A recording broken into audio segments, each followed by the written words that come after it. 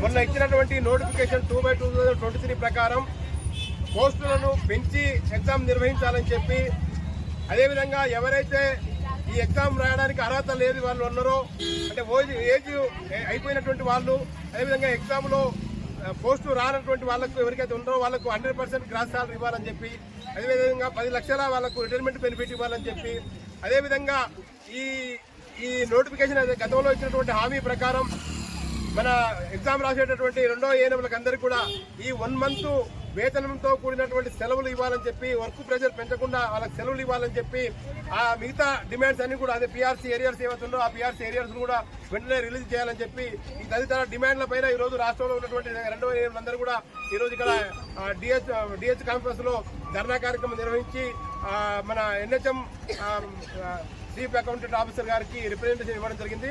వారికి ఇచ్చినటువంటి రిప్రజెంటేషన్ ప్రకారం వారికి కూడా తెలియజేయడం జరిగింది. ఈ దాదాపు 18 సంవత్సరాలుగా ఎన్హెచ్ఎం స్కీమ్ లో పనిచేస్తున్నటువంటి రెండో ఏఎన్ఎంలకు న్యాయం జరిగే పద్ధతుల్లో పోస్టుల సంఖ్యను పెంచి ఎగ్జామ్ నిర్వహించాలని చెప్పి వారికి రిక్వెస్ట్ చేయడం జరిగింది.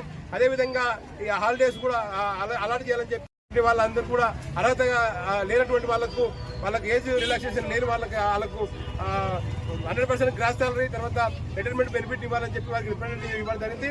రాబో రోజుల్లో ఇవాళ వారికి కలవడం జరిగింది.